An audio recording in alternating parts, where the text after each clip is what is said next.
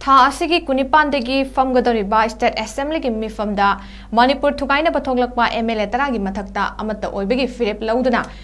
disqualify ꯇꯧꯒꯗꯕꯅꯤ ꯑꯃꯁꯨꯡ ꯊꯥꯡꯖꯤꯡ ꯆꯤꯡꯒꯤ ꯑꯀꯣꯏꯕꯗ ꯂꯩꯔꯤꯕ ꯆꯨꯔꯥꯆꯥꯟꯄꯨꯔ ꯈꯧꯄꯨꯝꯒꯤ ꯈꯨꯟ 29ꯕꯨ ꯀꯨꯝꯖꯥ 2022ꯒꯤ ꯅꯕꯦꯝꯕꯔ 8ꯇ ꯏꯂꯤꯒꯦꯜꯅꯤ ꯍꯥꯏꯅ ꯑꯣꯔꯗꯔ ꯊꯣꯛꯈ꯭ꯔꯕꯁꯨ ꯉꯁꯤ ꯐꯥꯎꯕ ꯌꯨꯝꯁꯤꯡ ꯇꯛꯈꯥꯏꯗꯅ ꯂꯩꯍꯜꯂꯤꯕ ꯑꯁꯤ ꯑꯊꯨꯕ ꯃꯇꯝꯗ ꯂꯩꯉꯥꯛꯅ ꯏꯚꯤꯛꯁꯟ ꯇꯧꯒꯗꯕꯅꯤ ꯍꯥꯏꯅ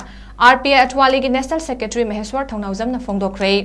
ngasi kaisampata leiba mahaki yumda pangthokiba paugi mifam amada wafam asi phongdokladuna Maheshwarna hai Manipur kaibe yaroi haina Manipur Legislative Assembly da wasak laukiba MLA humfugi manungda Minister ani yaungna MLA tarana Manipur tugaina ba phongna thoraklaba asida Manipur Legislative Assembly na karigi makogi mathakta action lokhatribano leiba ki cabinet mifam chingi district singda famlaba fawbada lakidaba Minister ani article 164 की मतुंग इना मकोई disqualify तौबा याई था सिगी कुनिपांदगी फमगदौरिबा state assembly असिदा लाक्तबा MLA मिनिस्टर सिंगी मथक्ता ऑपोजिशन रूलिंग खाइदना अमत ओइबेगी अपुनबा पंगल उतुना मणिपुर थुगाइनबा सिलिबा सिंगी मथक्ता एक्शन लौखलु हाइना महेश्वरना हाइकी क्याम कुइना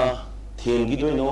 क्याम कुइना येंगिदोइनो क्याम कुइना खांगिदोइनो हाइबगी वाहंगदुनी हंगइबसे मरमदि करिगिनो हाइबा मतंदा असेंबली लेजिस्लेचर ओइना लेरि मणिपुर कन्नी हाइदुना मणिपुर थुगाइबा यादे हाइदुना वासक लौखिबा MLA हुंफु मरक्सिदा तारा अमदि मणिपुर थुगाइनबा यावरे प्लस अदुगी मनुंगदुदा मिनिस्टर अनि अमसु पोर्टफोलियो यावरे हाइबसि मिपुम प्रजा खुदिमना खंगबनी एडमिनिस्ट्रेशन न खंगबनी कंसर्न डिपार्टमेंट न खंगबनी लोने खंगबा गातनी अदुना आर्टिकल 164 की मतुंग इना the council of ministers are equally responsible to the legislative assembly of the state हाइना हाइबनी आर्टिकल 164 सिग मतुंग इना अदुना मिनिस्टर अमना चप माने अदुना मोट मानद तारगदी मिनिस्टर की फमसे लौथोकपा आर्टिकल 164 की मतुंग इना फजना याय अदुना उखरुल द कैबिनेट मीटिंग फम की मतमदा चांदेल द फम की मतमदा एनीवेयर फम मतमदा मणिपुर की एनी इशू सी मतांग सिदा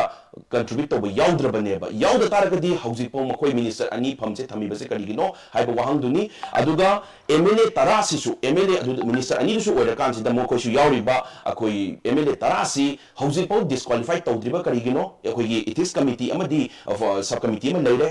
सिदा लेरि याउरिबा कमिटी सिदा याउरिबा म्यामसिना MLA तरासी डिस्क्वालीफाई तौनबगी दमते रिकमेंड तौद्रिबसे करिगिनो अदि रिकमेंड तौब तारगदी स्पीकर न कंपलसरी अदुम मखोय डिस्क्वालीफाई तौब यारबनेबा अदुना अखोय लाचनिदी हंदक लाकदोरी फेब्रुवारी की 28 सिदगी असेंबली से फंबा हौदोरे हाबसी यामना नुंगाइबा पावमनी इट इज थेंगमलबने अदु सिग फंबसिदा